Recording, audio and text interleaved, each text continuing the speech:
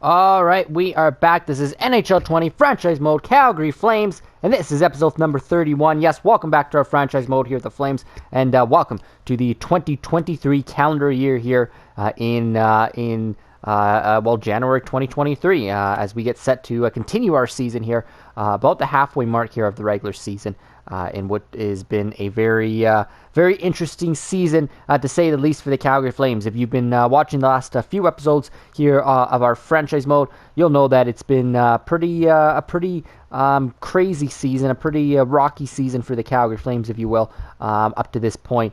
In a year that we should be contending to win a Stanley Cup, we just experienced a lot that we didn't expect this season. Hit a huge bump in the road, and it's definitely testing our abilities here in our fourth. I believe it's our fourth year here. Again, a year that we should be winning the Stanley Cup. We're pretty deep into our franchise mode here, and our window is definitely now to win the cup. We are listed as a championship caliber team, meaning that we should be, a team that is built to win a championship, should be contending. So like I said, if you've been watching the last couple episodes, episodes 29 and 30 in particular, I suggest you go back and watch those ones, because it definitely explains, why we are where we are, and where we got to the point, and how we're moving forward here, because you can see here in the standings, through 40 games, we sit obviously 7th in our division, which is obviously not the place you want to be in, in your division at this point of the season as well, about the halfway mark. So, I mean, really quickly, I'm not going to go through this, in its entirety, but just really quickly, I think it is, something we need to talk about going back to the beginning of the season here, just showing you kind of how our season's been thus far. So I mean, we look at October here, and like I said, we started October off 7-4-1, pretty good month, not a bad month in the first however many games that was, 12 games I think it was.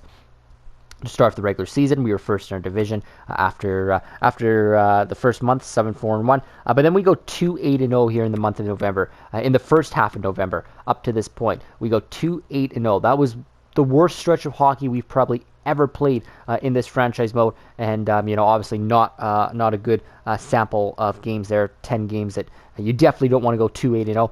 That really sunk us in the standings. That's when we saw ourselves sink from about first to almost dead last in our division. And it wasn't just the regular standings. I'll show the team stats here in a second.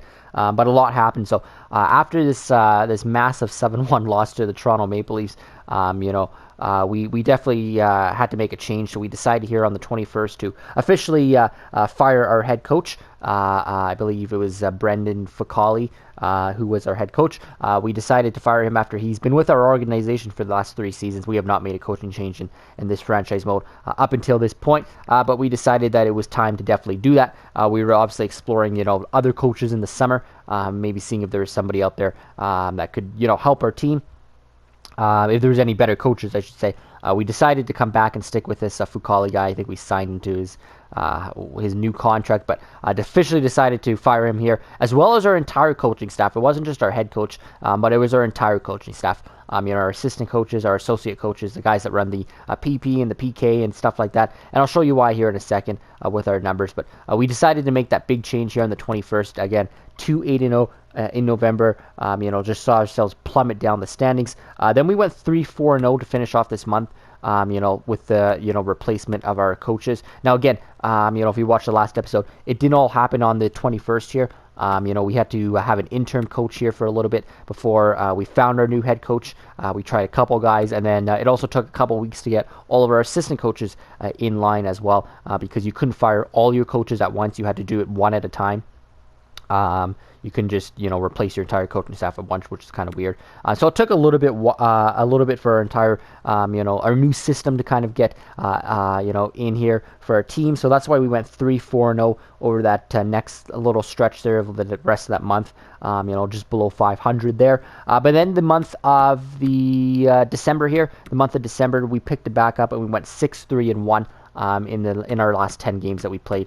You can see here we are now January 1st of 2023, but the last 10 games of the month of December here, we did go 6-3-1. So that is an improvement. Again, I know that's a lot of numbers that you can't see on the screen, but again, 7-4-1 in October, and then we saw ourselves go 2-8-0 We fired our coaching staff, made some changes to our lineup. Then we went 3-4-0 and then 6-3-1 in our last 10 games. So that's improvement. We did hit rock bottom, and we came out, and now we're starting to slowly improve. Now, again, you can look at our last few games here. We had about a good portion of time off here, but we did come off a divisional win in a shootout. A couple losses before that, win, another loss. So, I mean, it's still kind of up and down. The big thing is we're still not seeing some consistent winning. We're not seeing, we're not stringing together wins like we should be. But again, it is a start when you look at the last 10 games, the 6-3-1 record. And that obviously has us up here till January. Like I said, it's been a crazy run so far this season. I mean, especially the last couple episodes. I guess episode 29 is when everything kind of really happened, and we just weren't expecting a lot of that. Like I said, in a year that we should be winning the Stanley Cup. And again, let's come back to the standings here just for a second. Actually, we're going to look at the standings on the big screen here. But a team as good as ours should not be where we are. And I guess that's the most surprising thing about it, or the biggest thing about it was how surprising it was that we actually did what we did so far this season. So again, here we are, 7th in our division. Now, the big thing I want to, because I mean, we did try and move forward after the last episode. There was obviously a lot of negativity, with the way our season started. But the big thing here I want you to look at here is, so Vancouver does sit first in our division here with 51 points. Sorry, not first in our division, but first in the entire NHL. And I think Arizona actually sits second. I think these two are the 1-2 teams at the top of the entire NHL. Not just our division, but the whole NHL. So, I mean, we have a good division this year. Our division is really stacked this year with the top caliber teams. Now, again, let's look at where we are here. We're at 38 points. We're not, when you look at just at the points here, don't look at Vancouver, don't look at Arizona, some of those teams up there. Kind of look at where we sit. We have to take, at the point we are in the season with about the halfway mark here with, like I said, 40 games, we have to take this one game at a time. We have to look at the next team ahead of us, which is Anaheim at 41 points. Obviously, them being just 3 points ahead of us, it's not out of reach to catch Anaheim. And then there's LA who's a point ahead of them, and then there's Edmonton who's at 2 points ahead of LA there, who holds the final wild card spot. So the biggest thing we got to look at here is we're not out of it. We got lots of hockey left. We're only at the halfway point of the season, 40 games. The next game will be the exact halfway point of the season. But the biggest thing here is we're not out of it. We need to take this one game at a time. We can't look at Vancouver at 51 points and say, well, we need to catch them. Right now we just need to worry about catching Anaheim, catching LA, and then eventually Edmonton and onward. We just need to slowly take this one team at a time and just continue to to climb the standings. We're not out of it. We're not far back from all these teams. We can get up there. There's lots of hockey left. If this was March or February even, that would be a different story. Or if the points were a little bit more spread out, then that would be different. But we're not that far out of it. I mean, that's the biggest thing we need to take away of this. And there is lots of hockey left here. So, I mean, we need to just take this one game at a time and just really, our goal right now is not to win a Stanley Cup at this exact point, but it's just to make the Stanley Cup playoffs. And that's definitely still within reach. And then when we get to the playoffs, we can kind of reevaluate, our bigger goals of winning a Stanley Cup. But let's get to the playoffs first. We have not missed the playoffs, in the last, since we've been a GM here of the Calgary Flames. And like I said, not only we're supposed to make the playoffs this year, we're probably supposed to, contend for the Stanley Cup and maybe even the President's Trophy when it's all said and done. That's not happening this year. We need to be realistic, but, we definitely just need to worry about making the playoffs right now, because anything can happen once you get in the playoffs. So let's just look quickly here at the stats, and I'm going to show you a little bit why we made, a lot of changes here. Goals for has been our biggest struggle this season all year long. So let's go by goals for per game.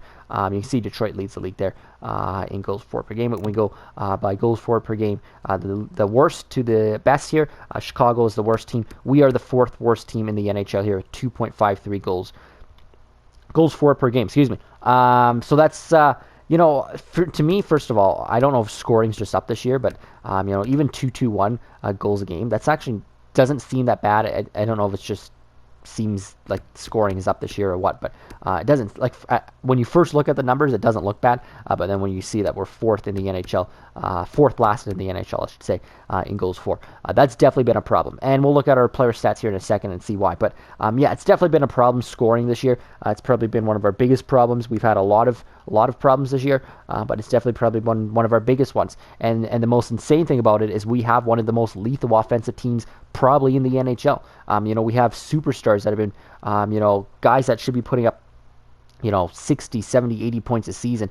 We got such a good roster, and they're just not getting it done. Like, everybody has just dropped off. And we're not going to go into each player's stats and everything, but, I mean, if you look back at the last couple of years, a lot of our top-end players are hitting, career highs and, putting up massive amount of goals and points. And this year, it's insane how everybody on the team is just, starting with Johnny Gaudreau and downward, everybody's just not performing even close to what they should be, and it's a huge reason why we see ourselves sitting fourth last year in goals for. It really is a problem. You obviously don't score goals, you're not going to be winning games. Can't rely on winning 2-1 games at any point here. Just looking at goals against here per game, Minnesota's got the best goals against per game. When we go from worst to best, we were, I think in that month of November, we were, I think, in the top 5 of the worst goals against per game. But I think we have gotten a little bit better here. As you can see, we're about halfway. We're still in the bottom half, but we're about around the 15th, 16th, 17th mark in the NHL in goals against per game. 3.05 averaging goals against per game. So yeah, I mean, we've improved slightly, but we still want to get those numbers up as well, or I guess down in this category. So yeah, I mean, we can still improve on that. A lot of that was Jordan Binnington. He's not having a good year either. It just seems like everybody on our team is just not having a good year all at once. And this coming after he won the Vezina Trophy and, still one of the best goalies currently in the game. Just not having as good of a year as maybe he should. He's still an 89 overall, I think. Like, it's insane how good Binnington is. But for some reason, his numbers are just down this year. And that's a huge reason why. Also, our defense, we'll get to that in a second here. Power play, just want to look here at the power play. Our power play has been struggling as well, 17%. I think we're in the bottom half, but close to the halfway mark in our power play. That also has improved. That I think was a lot worse in November too. But yeah, still, I mean, again, with the offensive weapons that we have, our power play should be way more lethal. But the biggest one here is the PK. We sit with the third worst PK in the NHL. At one point, we were the worst PK in the NHL. And for some reason here, we sit with the third worst PK at 74.2%. Our PK has just not gotten it done. I don't know why, because we had a good PK for the last how many years. Excuse me. And it just doesn't make sense. A lot of these numbers, when you look at it, if you've been watching our franchise mode with the team we have, it just does not make sense. The team that we have, these numbers shouldn't be the way they are. If we were a different team, if we were, just starting out or rebuilding or something, or, it would be a different story. But I mean, it just does not make sense. I'm just quickly looking here at our players. I'm not going to go through this whole thing, but I mean, you can see the type of guys that are struggling. Monahan leads us with just 27 points in 40 games. I mean, that's just insane. Gaudreau just 5 points right now, or 5 goals, I should say, and 26 points. Like, it's, again, these are guys that should all be on pace to hit 70, 80 points a season. Lindholm, Mangiapane was having so many good years, putting up close to 40 goals. He's got 11 so far halfway through the season. Backlund's been struggling a little bit.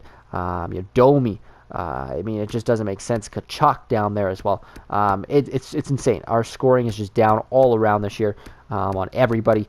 On top of that, we got quite a few guys that are, as when we look at the plus minus here, that are struggling as well. Minus 11 for Monahan, minus 12 for Gaudreau. That line has really been struggling. There's Valimaki up there, but yeah, you can see some of the guys here that have been struggling. Nicholas Jomerson's been the biggest disappointment. We've talked about him in the last episode. We'll get to him here in a second. Minus 10. And as a defensive defenseman, we brought him in as our big free agent signing to be that defensive defenseman, to be on the PK. And obviously, he has not been getting it done on the PK because we got the third worst PK in the league. And I mean, he's just not been getting it done. His pairing of him and Rasmus Andersson on that second pairing have really struggled. There's Rasmus Andersson. So yeah, I mean, it's a lot. It's like there's so much to break down. And so much to get into, but like we said in the very last episode, we're going to start moving forward here and start to make some changes. We already did with the coaching staff. So there was 3 things I think I said in the last episode, to start off with. The first thing was to fire our entire coaching staff. We did that. We made some changes there. Second thing here was to switch around our lines completely, change everything around, and we also did that here. First, I just want to note here is Johnny Gaudreau's injured. He's going to miss 1 game, so that's why he's not on this lineup right now. But we did switch our lines around completely. Tried a lot of different combinations in here just to get things going. Defensively, we, for the first time ever, we split up Valimaki and Hanifin. I can't remember if I said that in the last episode, just because, like I said, this Anderson and Jomerson pairing really, really struggling, both on 5-on-5 and on the PK. So, I mean, we'll get to this in a second here, but just everybody's just been struggling here. I think I switched up the PP, the PK a little bit here. Again, don't ignore Nick Shore here. That's Johnny Gaudreau's spot. It's just 1 game that he's out. PK, yeah, like I said, I made a lot of changes here. I can't remember if I did that in the last episode, so I'm not going to go over it in case I did. But I switched a lot of lineups, a lot of lineup changes here to try and get us going somehow, trying to spark our offense going. And that brings us to our final thing that we can do this season in-house, and that is make some trades. So like I said, internally, we made all the coaching changes. We made the structural changes to our game and our team with a new coaching staff. We made our lineup changes, completely changing our lineups around and everything. The last thing we can do this season to try and fix this is make some trades. And I talked about it. I think the first thing we're going to do is, like I said, we got so many holes here. Really, if you look at it here, you can say that we need to make, obviously, some changes to our offense. Some trades would help that. Definitely to our defense as well. And even when you go to our goaltending, as good as Binghamton is, we could probably use a better backup behind him, because Cam Talbot, has not been super good this season. I mean, 9-1-5, but only 5 games. He's not as reliable. Whereas Binghamton's played obviously 38 games, 905 there. With Binghamton struggling, we could have brought in a better backup, but right now I think that's the least of our worries is goaltending. I think Binghamton at 89 is still good enough. We're going to just let him continue to run with the net and see if he can figure it out. Same goes for our offense, actually. I think for now, and again, I think I talked about it at the end of the last episode, but I think for now what we're going to do is, right now, at the halfway point of the season, we are actually just going to leave our offense alone. Once Johnny Gaudreau comes back here, we'll have our offense back together. But what I think we're going to do is just continue to tweak these lines and kind of let these guys figure it out. Because, like I said, all of these guys, every single one of these guys hit career years the last so many years. They should be doing so much more than they are now. It does not make sense. I mean, we can't just go out and trade one of our top guys here and expect all of our offense to suddenly pick up. I mean, we kind of need everybody to kind of just pick it up here. And so what I think we're going to do right now is let our offense figure out. And as crazy as that sounds, I think it makes the most sense. It's just to kind of see I know we're halfway through the season. That's a lot of games, and they still haven't figured it out.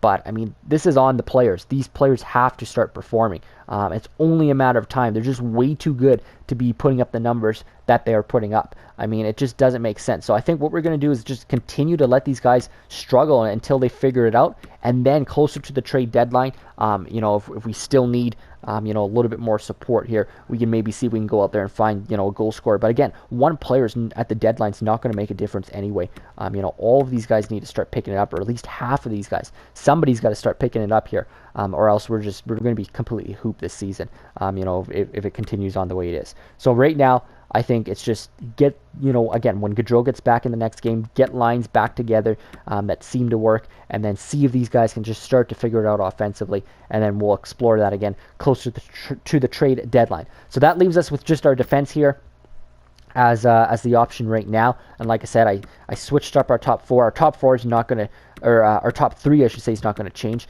But the biggest thing here is Nicholas Jomerson. Like I said, really, really disappointed with his production this year. Again, we brought him in as our 4th defenseman this year to replace Mark Giordano, and be more of a defensive defenseman for us. And he's done the complete opposite. He has just been, like you said, he's been horrible defensively. Our team's been horrible defensively, in large part because of that. The PK's been horrible. And again, I don't want to blame all of this on Jomerson, but he was supposed to be a huge reason or a huge part of our defense this year, defensively that is, and he just has not gotten it done there. So what I think we need to do is replace Nicholas Jomerson on this second pairing here. That will allow us to bump Jomerson down here and play him on a bottom pairing row, where he's probably better suited at 81 overall and 35 years of age. He can play more of a bottom row, and then we can kind of get a little bit more stable of a top four, kind of like we had the last few seasons when Giordano was on our team. So I did some exploring. There's definitely some players out there that we could explore to trade. Again, we do have about $5 million to work with. We saved ourselves a lot of money in the off season. And we weren't expecting to have to use it, but it's a good thing we did, because now we have the ability to do so. So I think what we're going to do is make a trade here. Maybe what we'll do is we'll sim this first game against LA, so we get Goudreau back by the game against Philly, and then we can just sim all of our lines together here, or get all of our lines back together. So let's do that quickly. Let's just get this LA game out of the way. Don't underestimate this game. This is a huge game against LA. It's a divisional game, and like I said, they're one of the teams we're chasing. So it hurts that we don't have our best player for this game. But if we can close in on LA, who is they're just 4 or 5 points ahead of us there. If we can close in on them and win this game in regulation, that's going to be huge. And it's going to start with that. Like I said at the top of this episode, we need to take it one team at a time, one game at a time, and slowly climb the standings. And this is a huge game for us to do so. So we need to win this game here in regulation. Again, we don't have a good draw, but let's see if we can. We're coming off a shootout win against San Jose. They're on the 30th of December, so let's see if we can keep our winning going here. Again, 6-3-1 in our last 10 games. We've been trending up with this lineup. Let's see if we can keep it going here. So let's just do this first game here against LA and see if we can get this win in regulation. This is almost a must-win for Calgary at this point. You're going to hear a lot of that here in the latter half of the season. So let's go period by period here. Here we go. First period, Calgary and LA, nothing in the first 20. Second period, 1-1. So Monahan scores, so does Kopitar. We need a huge third period. We need to score here in the third period and win this in regulation. Come on, Flames. Come on. Yes, that is a huge third period. Rasmus Anderson, Sean Monahan on the power play, his second of the game. Huge divisional win. Like I said, that's what it's going to take. Slowly but surely, we just need to start winning these games.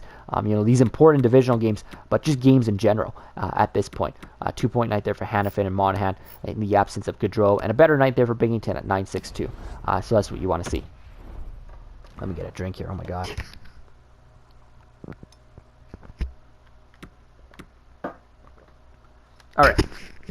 All right. So now you can see that we're just 2 points back of LA, who we just beat. Anaheim does get ahead of them by 1 point, but again, we're starting to slowly, starting to slowly get within reach, and eventually, we might see ourselves climbing the standings, and that's what we need to see. So there we go. We got that LA game out of the way. That's back-to-back wins in what seems like forever. Again, that's what now 7-3-1 in our last 11. That's again, we're trending up. That's what you want to see.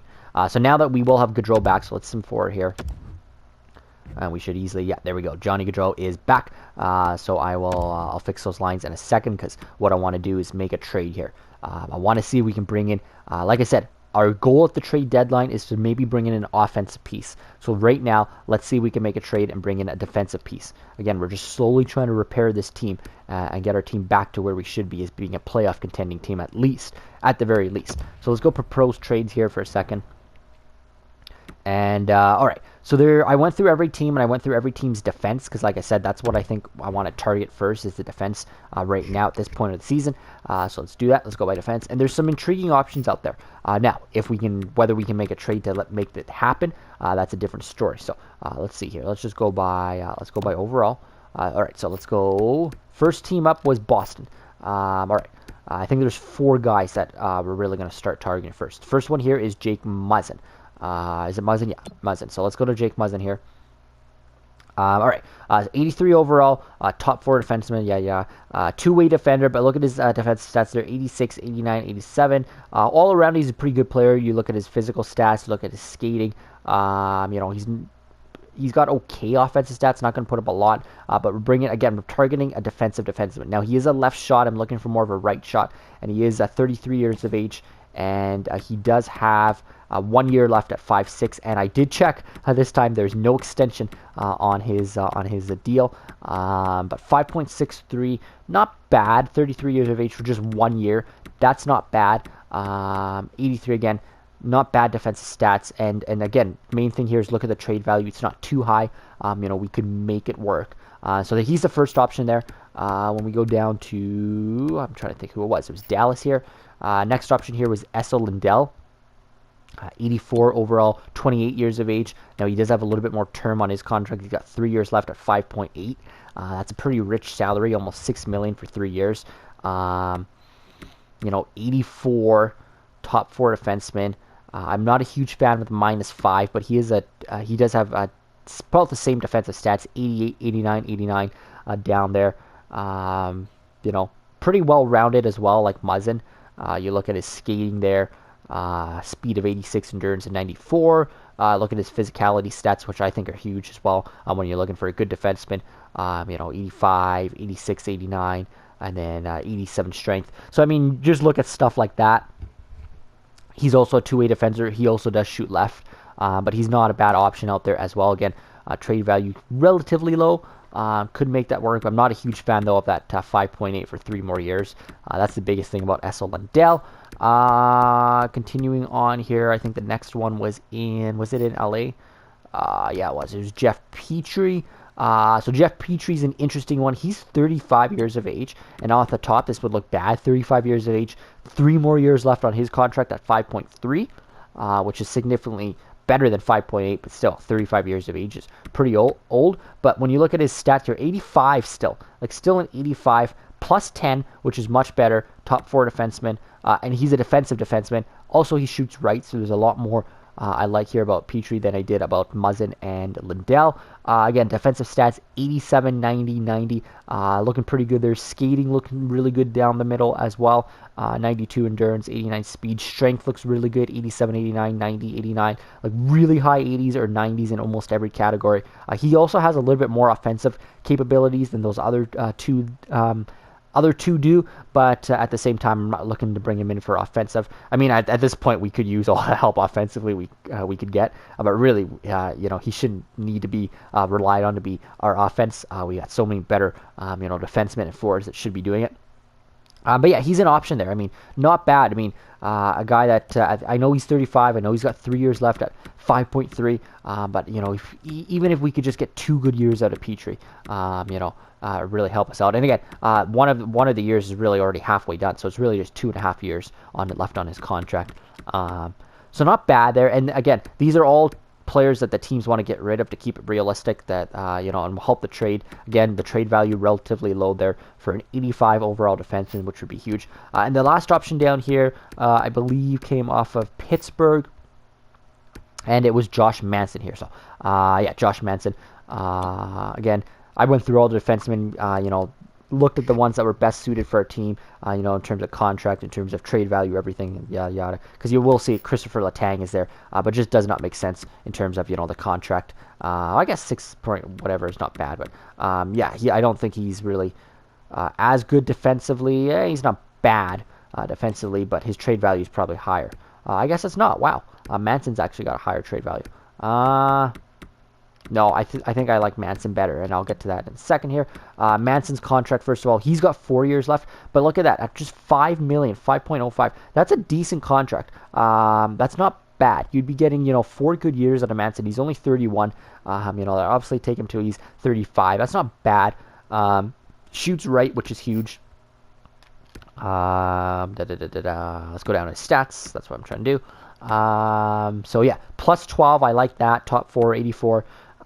Defensive stats, 88, 89, 89. Again, not relatively bad in terms of skating.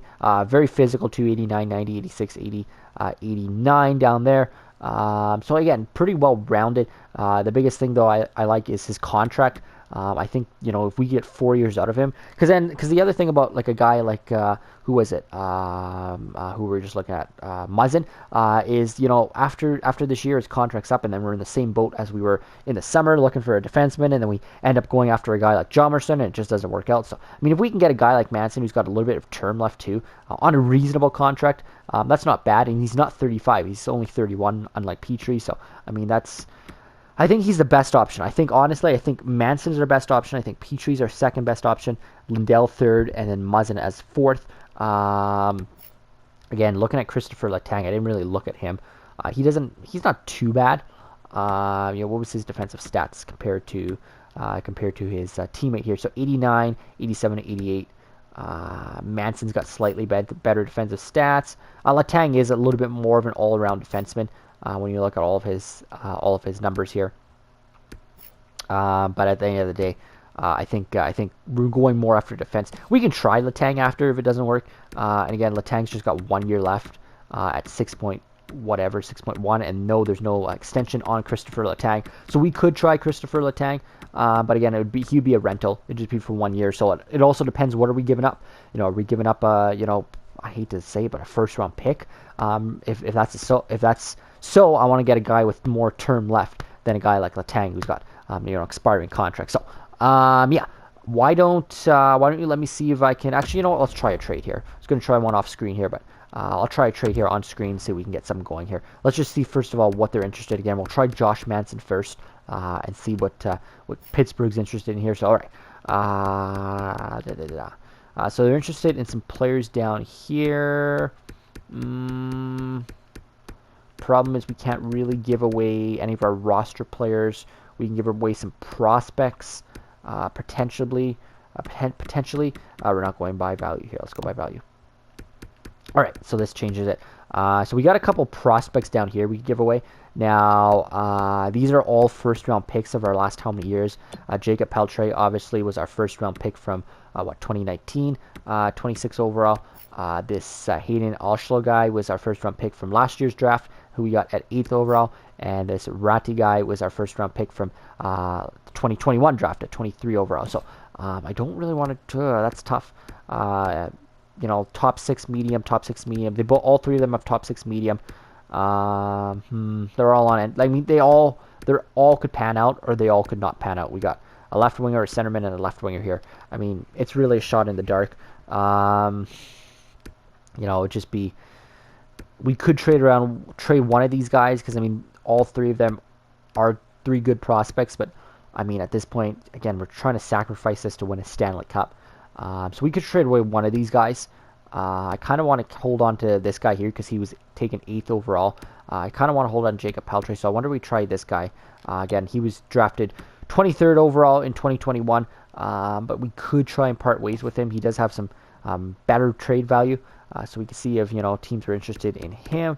When you get down here, we need Phillips on our 4th line, and then these guys just don't have as good a trade value as as some of our prospects. And again, the biggest thing is not to touch guys off of our NHL roster, because we obviously don't want to. We're trying to win a Stanley Cup. So let's try this guy. He was, like I said, our first-round pick in 2021. I hate to part ways with first-round picks, top prospects like that. But at the end of the day, like I said, I don't want to. Now, I wouldn't be trading this guy for Chris Letang because he's only got 1 year left. This is why I want to be bringing in a guy like Manson who's got some term left, for departing with such a top prospect. And it doesn't even look like that's going to go through. We would need another piece to help that go through. So, oh crap. All right, so we probably have to throw in a draft pick. Goalies. They're looking at who's this guy here? Grossman. He's got elite. Where the hell did this guy come from? We must have drafted him. We did. We drafted him in the 4th round last year, and he's actually got elite medium potential. Wow. Okay. So we don't want to get rid of him. Look at his trade value too. Holy crap. Actually, that's not. I don't want to trade him, but can you imagine what we could get for him? Compared to like Dustin Wolf, who has starter potential and is 75 right now. I don't know. That's just whatever. We'll come back to that in a bit. But let's take a look here at our draft picks. Obviously, we don't have our 3rd this year. I don't know if a 4th would get it done if we threw in a 4th this prospect. If that would get us Josh Manson. We can try that. Let's try that. Josh Manson for a 4th. And this top prospect of ours. Let's try that. The trade is rejected. You've met our block but the value on the table is just too far off. All right. Doesn't look too far off to me, Pittsburgh. Like, come on. So let's try taking out the 4th. If I put in a 3rd next year, would that help? Try that. A 3rd in this prospect for Manson. Still rejected. All right. I don't want to go as high as a 2nd. Come on, Pittsburgh. Let's try putting in a No, let's keep that 3rd from next year, and let's put in like a 7th from this year. And the 3rd from next year. Where's... Oh, excuse me. All right, there it is. So we'll try like a 3rd and a 7th. I think this is in their favor. We'll try that. And it's still rejected. Isn't sufficient. Like, what are you talking about? Look at the trade value in the bottom of the screen, Pittsburgh. It's like, oh. All right, so what I'm going to do is here is I'm going to go and find a trade here off screen. See if I can get this trade to work with Josh Manson. If it doesn't work with Manson, then like I said, I'll go back to guys like Petrie and then Lindell and onward. Let's hope it works, though, and see if we can get a trade. So give me a second here. I'm going to see if I can find a trade for us. All right, so we're back here. So I did find a trade here for Josh Manson. It costed us our prospect there, that Ratty guy who we took in the 1st round, a 2nd round pick and a 6th round pick. A 2nd round pick from next year and a 6th round pick from this year. So yeah, I mean, our hands are kind of tied on this one. Pittsburgh really definitely played the hard ball and got what they wanted. I wasn't like I was going to move on to Jeff Petrie and some of the other guys, but I didn't want to pay that high of a price for a 35-year-old. And then when you get to guys like Essa Lindell and even Jake Muzzin, again, they're not. Didn't have as much of what we liked, like in terms of term on a contract and which way they shot and defensive stats. As Josh Manson was probably the best all-around pick for us. When we were looking at what we wanted to get out of a defenseman. So I kind of really just tried to get a deal done here with Pittsburgh for Manson. Hopefully he's the right player. I mean, we thought Jomerson in the summertime was going to be the right player when we signed him. Hopefully Manson is, because I've just replaced Nicholas Jomerson in the lineup in a top 4 row with Josh Manson in every category. But yeah, it costed us there a 2nd top prospect and a 6th. That's a huge price to pay. But again, we're sacrificing everything at this point to win a Stanley Cup. Sacrificing the future. Again, we're not absolutely throwing away our future by any means. We're still hanging on to our very high-end prospects and our 1st round picks and everything. We're still trying to keep this realistic as we're trying to hang on to our future a bit. But we're starting to make some sacrifices the last few years. And everything here to win a Stanley Cup. That's what it's all about. I mean, that's why we're in the franchise mode right now. Our only goal is to win a Stanley Cup, at this point. So, like I said, I went there and just added some lines, got Manson in. First of all, I got Johnny Gaudreau back in all of his lines there. I think it was pretty easy just to put him back in. Again, this is what we'll start with. Now that we're exactly halfway through the season, these are the lines we'll go with. And again, we'll just try and let this offense figure themselves out. Eventually, something's got to give here. Something's got to spark. We'll start with these lines. If they're not performing, we'll continue to just tweak these lines around. Really, our top 9. That's all we can do at this point. I mean, we got such good players. Look at the overalls down here. I mean, it's insane. It's just we have one of the most elite top lines here. Probably 2 really decent second lines, really, instead of our 3rd line. Offensively, they're just not getting it done. But we'll try and explore that closer at trade deadline. Excuse me. If we need to make a change to our offense. And again, it's not going to be a major change, but we'll just try and do the best we can at trade deadline. This is our new look pairings, Noah Hannafin, Rasmus Andersson, and then Yusuf Valimaki and Josh Manson. Yusuf Valimaki still has the best defensive stats of anybody on this team. 91, 94, 94 down the middle there. Really good defensively.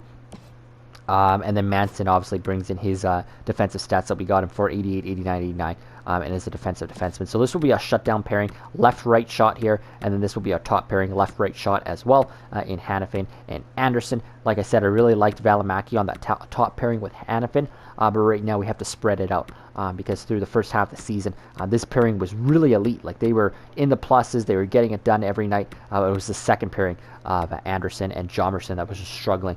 So we'll try this new look defensive core. That drops Nicholas Jomerson down here to the bottom pairing with Oliver Shillington. I think that he's better suited down here anyway.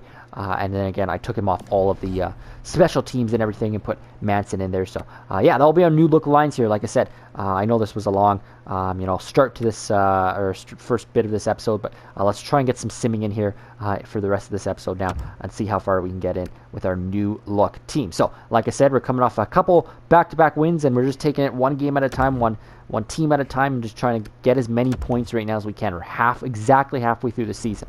Like I said, the only goal at this point is just to make the playoffs, and it's definitely within reach. So let's just see if we can keep on winning games here. So here we go. First period, Philly and Calgary 1-0. Nolan Patrick beating Binghamton. Second period, 2-0. Nolan Patrick beating Binghamton. Come on, Calgary. Anything in the third period, please? We do get a goal from Goudreau in his first game back shorthanded, but it's not enough. Again, just a sample size of how bad our offense has been this year. Just one goal in this game. It's not going to be enough at all. So maybe at the end of the day, our offense is the biggest, our biggest Achilles tendon that we just can't overcome. But we'll see what we can get here if these guys can just start to figure it out. 9-3-5. That's a better night for Binghamton. All right, let's see if we can get a win here against Boston. Boston looks like they're kind of a 500 team, just below 500 as well. Then we got back-to-back games coming against Toronto. I don't want to try. We just made our trade. All right, so here we go. We need to start, like I said, just picking up any type of points we can here. So here we go, Boston and Calgary. All right, first period, 1-0 Bruins. Second period, there we go. 4 huge goals in the second. Dylan Dubé, Michael Backlund, Austin Czarnik, and Sam Bennett there. Third period, do we hang on? We do. An extra goal by Sean Monahan on the power play is huge. That'll help our PP as well. And that's a huge commanding 5-1 win for Calgary. Massive second period there for the Flames. Max Domi with 2 points there. Dylan Dubé 2 points. Let's go ice time here. Just looking at Josh Manson, +2 there in his second game as a Calgary Flame. 9-6-4. So Binghamton's starting to get it together, and that's good news for the Calgary Flames. He's had, 3 or 4 pretty decent games here. I was going to put Talbot in net, but I wonder if we should just continue with Binghamton now. Toronto is the team that beat us 7-1. The last time we played them, and we had to fire our head coach because of it. So let's see if we can get a... You know what? Binghamton's rolling. Let's just keep him in goal here. And see if we can get some points here against the Maple Leafs. So like I said, you guys should start picking up wins here. Just any type of points, any type of wins. Toronto Maple Leafs, Calgary Flames. All right. First period here.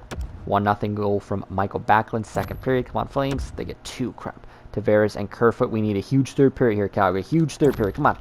Yes, that's a massive third period. Elias Lindholm, Sam Bennett, Johnny Gaudreau. That is what you want to see. 4-2, the final here from Toronto. So 3 of our last 4 games we've won. What is that? Maybe 5 of our last 6 or something like that. 4 of our last 5. I don't know. But we're starting to get those wins. That's what we need here. 2-point night for a few guys there. Gaudreau and Lindholm. And then 9-3-5. Another good night there for Binghamton. So, things maybe, I don't want to jinx ourselves, but maybe trending up here as we're starting to get those wins that we need, as we got Detroit here coming up. And then do we go on a bye week early in this month? No, it's just a few days off. And then a big divisional game against Vegas. So where do we sit now? We're sit 2 points back still of LA and Anaheim. You can see that second wildcard spot now in the Pacific Division as well. Really, it's just 2 points back is the second Pacific Division spot. So I know we have 2 games, or they have 2 games on hand on us. But again, we can claw ourselves slowly back into this, some wins here. So let's keep it going. Detroit. 23-17-0 is their record. Let's see if we can get a win here in Detroit. Come on, Flames. Here we go. First period. They get a 1-0 lead, beating Binghamton. Second period. Come on, Calgary. Yes, quite a few goals. I guess they get a few too. We get goals from Domi, Mangiapane, and Czarnik. They get one from Philip Zadina and Darnell Nurse, who's now a member of the Detroit Red Wings. Big third period, Calgary. I just need points in this one. Big third period. Come on. Fuck sakes. That close. Another goal for Philip Zadina, and they get the win. Oh, man, we could have got at least a point out of this one. At least a point. We just... that's not fun. All right. Would have liked to get points out of that one. 8-7-9 there for Binghamton. Let's just keep rolling here. Big divisional game here against Vegas.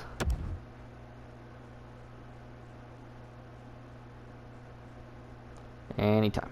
All right, here we go. So yeah, this is like I said, this is a big divisional game. Actually, well, yeah, it is. I was going to say the one team that's below us in the Pacific Division standings are the Vegas Golden Knights. 4 points back of us, but again, there's still lots of hockey left. They could easily catch up to us. So we definitely want to be winning this game and get these divisional points. Right now, the biggest focus though is just getting any points. Did I just click on? Whoops, click on the standings. So let's keep it going here. All right, simulate.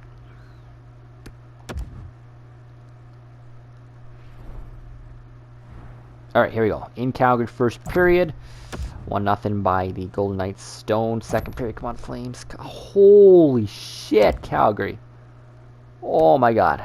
All right, 7-0 after 40. Yikes. Wow. All right, so don't know what happened in this game. This one's a write-off, so let's just get it over with. Oh, look, we got a goal. Wow. That's a tough one. Like I said, only good thing is that they were behind us, not ahead of us. But that is tough. That is a tough loss, in which we lose 7-1. Obviously, Binghamton didn't have a good night. Obviously, Talbot didn't have a good night. That's just a tough one. I mean, that's a throwaway game. Not much you can do about it. Crap. We just need... That's back-to-back losses, though. We need wins, not losses here. We're doing so good there. We got to pick it back up, Calgary. Come on. We're still in this. All right, we got Tampa here. That has us drop back now because they tie us in points. How did they tie us in points? Fuck's sakes. So yeah, that game get to the Vegas Golden Knights was pretty big. That sits us dead last because the game's played.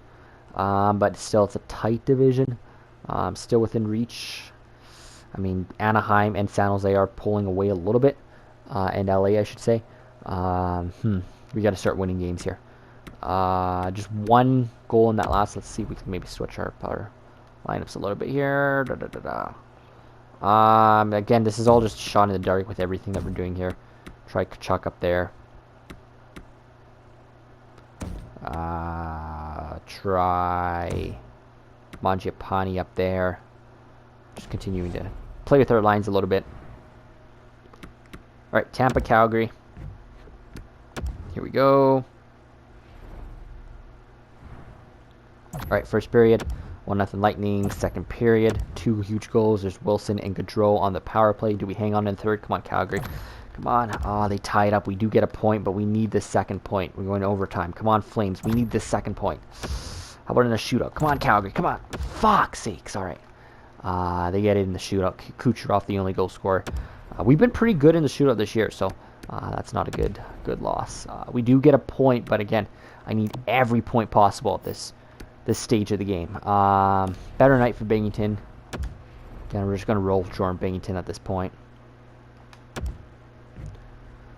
Alright,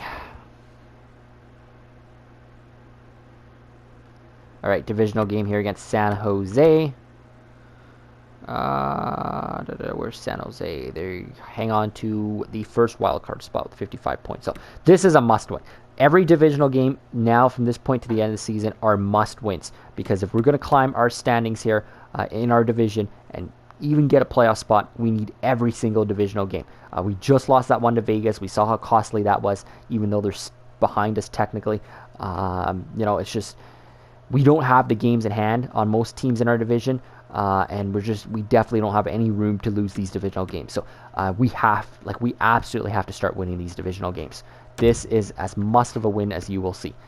Pretty much, like I said, every divisional game will be at this point. In terms of every other division, let's just hope we get points. But these divisional games, we absolutely have to get 2 points in regulation. So here we go. Calgary, San Jose, first period, 2-2. I'm not liking that. Goals from Lindholm and Gaudreau, but I don't like how they scored. Come on, Calgary. Jesus Christ. All right, second period. All right, that's better. I like that better. Josh Manson gets his first as a Calgary Flame. Again, didn't bring him in for offense, but nice to see him contributing there. Monahan as well as Dylan Dubé. We have to hang on in the third. Come on, Calgary. You're up by 3. You have to hang on here. And we do. All right. Got 2 more from Anderson and Phillips. They get 1. I'll hang on for the 7-3 win. I mean, we'll take it. We need these divisional games at this point. All right. So Chuck doing good on that top line. 3-point night there for him. Monahan, Gaudreau, 2 points. Again, it's just been so inconsistent. They look good one game, and the next game they look flat. It's just 8-6-4. Not the best night for Binghamton. We get the win though. All right, Montreal. So, like I said, that was a big divisional win. We need those ones, but we need to continue to get points where we can here. All right, Montreal. So maybe we'll go up to the end of this month, and then we'll probably stop this episode here just because it's gone a little long. And then, really, in the next episodes, we can just really worry about simming the rest of the season and the trade deadline if we need to make a change there. But the rest of this episode of simming and the next bit of simming in February are going to make all the difference. So let's just keep it going here. Instead of me blabbering, let's get right into Montreal, Calgary. Again, just looking to get points here, stringing together some wins, getting some points. That's all. 1-1 after 20. Gustafson for the Habs, Backlund for us. Come on, second period, Calgary. Shit. They get one from Suzuki. We need a huge third period here, Calgary. Come back, win here. Please get some points out of this game. Please get some points. We do. All right. It's a big comeback for us. Nicholas Jomerson scoring, Domi for us. They get one from Rajушka, who we traded for Domi. So kind of funny to see these two scoring against their former teams. And then Kachuk as well. All right, we'll take the 4-3 win. That's a huge come-from-behind win for Calgary. I'm not even going to look at the stats. Let's just keep going. I just want wins. I just want points at this point of the season. All right. Ottawa up next. So we're 500, 23, 23, and 3. Still 6-3 and 1 in our last 10 there. So again, still trending up. That's what you want to see. Back-to-back wins, which is nice as well. Where are we? Stop changing the goddamn standings. Jesus. All right. 49 points. 49 points. All right. I mean, it's every other team in our division still winning. That's the problem. Like, every other team keeps winning. There's Anaheim at 54. 5 points ahead of us. We just got to take it one game at a time, one team at a time. Let's just try and catch Anaheim here. Here we go. Ottawa, Calgary. Every team just keeps winning in our division. It's not fair. It's such a good division this year. All right. Just need points in this one. Come on. Just need points. Nothing through 20. 1-0 through 40. Sam Bennett, we have to hang on here. Have to hang on. Come on, Calgary. Hang on in this one. Yes, we do. Gaudreau and Wilson add goals for us. We'll hang on to that one. 3-1 win. We'll take it. That's 3 straight wins. Just keep getting those points here. All right. Islanders next. Oh, we could just really use such a long winning streak at this point. We could use one of those like 10, 12 gamers at this point. That's just, that'd be huge. Just keeping an eye on the standings after every game here. We can do this. We can do this. Still 5 points back of Anaheim. Let's go. Keep the wins coming, Calgary. Islanders, Flames. Here we go. First period. Oh, that's a lot of goals. 4 for us, 2 for them. Mangiapane, Monahan, Gaudreau twice. All right, second period. Come on, Calgary. Yes, 2 more goals. Wilson, Zarnik. Hang on in the third. Hang on in the third. Yes, we do. 6-2. All right, I'm liking this. This is last stretch of games have been good. We've been finding the offense, and we've been winning games. And actually, I think it'll take us right into the bye week here. So, again, please stop changing that. All right, 3 points back now of Anaheim. So, again, we're just taking it one team, one game at a time, trying to catch that next team here. Here we go. All right. So, that is... Yeah, we go up to February here. So that is... Just trying to look here. Sorry. That is 4 wins in a row. We have gotten 1, 2, 3, 4, 5, 6, 7. 7... Oh my god. 7, 3, and 1. All right. That's not a bad rest. 7, 3, and 1 in this month. That took me way longer to calculate than it should have. 7, 3, and 1. In the month of January. Not bad. Again, 6-3 and 1 in December, 7-3 and 1 in January. That's trending up. That's what you like to see. But now that we're getting to the crunch of the season, because I'm going to sim right up here to the through the bye week up to our next game against Nashville. So we'll make up all of our games in hand here, likely. But now that we're in the crunch of the season, we need to see more of a trend upward, as good as it's been. So this is a look at February. Good amount of games here in February. There's the trade deadline on the 1st of March. March is always packed, and then a few games in April, and that's it. So, yeah. So I think what we'll do is end this episode here, and then just looking here, 53 points, still 3 points back of Anaheim. Kind of made up our games at hand a little bit. Kind of didn't. Not looking at here. All right. Yeah. So I think, I'm just gonna sim a handful more of games here. Just throw some games out of the way here. We're on a roll anyway. Let's just I don't know. This is a good idea. Let's just go. First period, 1-0 Gaudreau. Second period, 2-2 Hannafin. Come on, big third period. Big third period. Come on. Tied. We get a point out of this one. We get a point. Let's go to the overtime. Let's go to a shootout. Yes, we get in the shootout. So 2 points there. That's a huge game. 4-3. We'll take it. I just want to sim a handful of games here, because the next episode will obviously be the trade deadline episode. So save a little bit of time in our next episode here. All right, Carolina. Back-to-back games against some Eastern teams here. First period, they get 2 goals. We get 1. Second period, come on, Calgary. Crap, we trade goals once again. Big third period, Calgary. Big third period. Come on.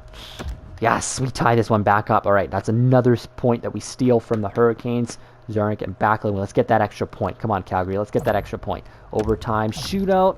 Crap, they get it. All right, 2 goals for them. We do get a point out of Carolina.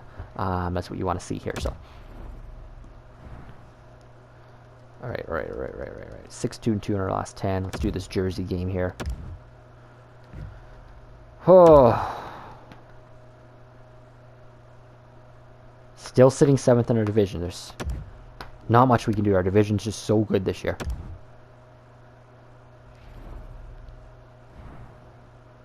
Alright, first period Jersey. 3-1 them. Second period 4-3 us. Huge goals there from Monahan, Mangiapane, Lindholm. Third period, come on, Flames. Yes! We hang on. They get one from Jack Hughes. We get one from Kachuk. I haven't been looking at our stats, but our offense has been trending upwards, which is huge as we approach the trade deadline. That's why I said try and let these guys figure it out, and I think they slowly are beginning to, which is a good sign. All right, Minnesota, big trade alert involving Minnesota. They get a few players. That's not that big of a trade. All right, let's get up to that game against Mini. Another big trade alert. So I guess we are approaching the trade deadline. Statsny and Jenner go to Washington. Vegas gets a third, and Haas. Obviously, Vegas is out of it. Well, I guess not really, because we're technically still by them. Another trade alert. Oh my God! Detroit gets Ekholm in a 4th. Nashville probably gets a couple prospects. Why are all the trades coming in? We still got like how many days to trade deadline, guys? A lot of teams like to get it out of the way. All right, so I mean, we're picking up points here. We're picking up points. We've been on a point streak for, I want to say, like good 7 or 8 games. We're now 2 points back of Anaheim. Like, if we could just close in, oh my God. Everybody just keeps winning in our division. But yeah, you can see we're just like 3 points back of a playoff spot. We just need to keep winning. All right, let's go here. Simulate Minnesota. Got to end this episode, though, because it is going long. We'll probably do a couple more games here. So, Mini, Calgary, 2-1 them. Second period. Nothing. Big third period, Calgary. Let's get some points out of this. Come on. Crap. All right, I don't like that game. That's gross. 5-2 loss to Mini. I would have liked to seen some points out of that one. Big divisional game. Let's do these couple divisional games here against LA and Arizona and to end this off. Excuse me. Oh, my God. Oh, my God. That's 4 divisional games. LA, Arizona, Edmonton, Anaheim. Let me just want to take a look here at the... All right. Actually. Yeah, so 4 divisional games, 6 divisional games in a row, which is not fun. That's just mean, whoever made the schedule. LA, Arizona, Edmonton, Anaheim, Arizona, Vegas, and then a game against Pittsburgh, and then another slew of divisional games. Edmonton's in there, Vegas is in there, Vancouver's in there. That is not a fun month. Oh my God.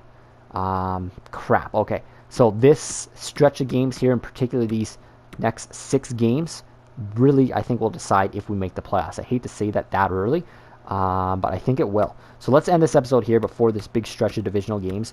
I think these next 6 games are going to decide a lot. Like I said, if we could win all these games in regulation, I don't think we will, but I mean, that would be insane. And then you have a Pittsburgh game and another divisional game before the trade deadline, and then that will really determine what we do here on the 1st of March, which is the trade deadline. Do we bring in an offensive piece? So I'm going to stop it here because that is a massive stretch of divisional games coming up, which is, like I said, at this point likely going to decide our season. There we are, still 7th in division, but still not too far back out of a playoff spot. Everything's still within reach, but this next stretch of games is really going to tell us a lot. So let's end this episode here. Episode 31, we'll get into very, very big episode 32 with the rest of this month and the trade deadline, and like I said, really determine if I think we're going to make the playoffs this year. And what has been a bizarre year for the Calgary Flames, but we are trending up. You look at our last 10. That's 6-2-2 in our last 10. I think we won 7-2-1 in the month of January. We've been trending up. So let's just see if we can continue that with this next stretch of games here in episode 32.